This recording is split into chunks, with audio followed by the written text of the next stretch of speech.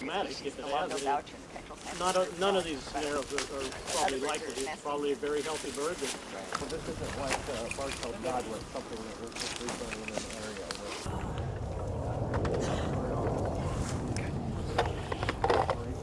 We're here trying to capture certain species of shorebirds that have been targeted as likely candidates to carry the H5N1 influenza. We derive this ranking system through a number of factors, whether the birds go to Asia, this particular one does, whether they associate with habitats that might be more conducive to the virus than others, the population size. So from all that, we came up with the ranking. In Alaska, we had 28 species of shorebirds, or 28 species of birds, excuse me. We have 10 species of shorebirds among those 28. And we have yet to get a dowager, although there's a flock of about 30 around.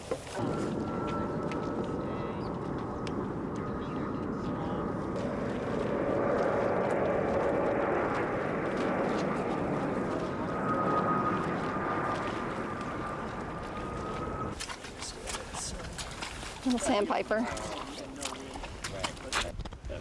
Matter of a day, day and a half, 2 days, kind of depends on the weather, but they're here, they're topping off the fuel tank and moving on to the next area.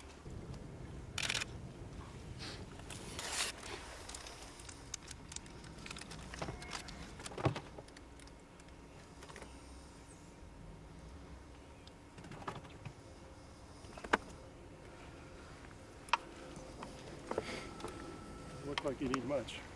No.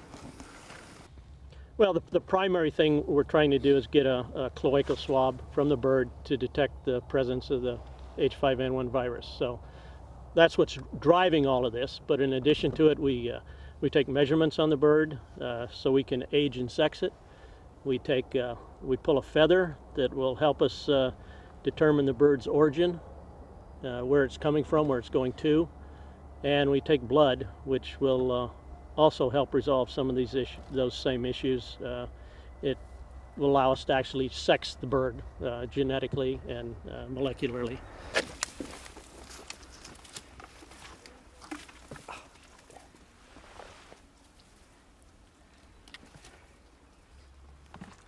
$45. Yeah.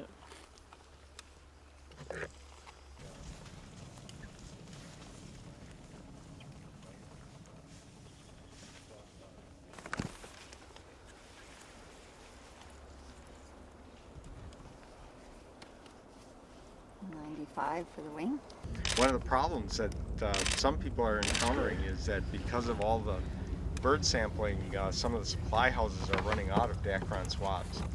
So we're pretty confident that if it is in wild birds, that we've got a plan that will detect it. I've walked past this a number of times, yeah. Go to the estuaries on the west side of Cook Inlet, read out Trading Bay, and then from there pretty much straight.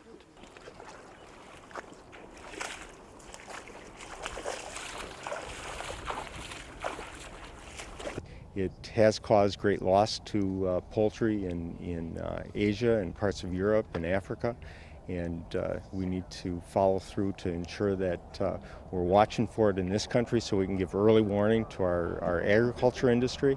We also want to learn more about the virus, how it flows through birds, if birds can actually carry the high-path virus. That's not known at this point in time. It's very unclear when a high-path avian influenza gets into birds, what happens to the virus and what happens to the birds. So those are the reasons we're looking. It's also a public health concern because some people have died in Southeast Asia, and that's obviously a very, very important question or important concern on the part of public health. This is the spring is the start of the first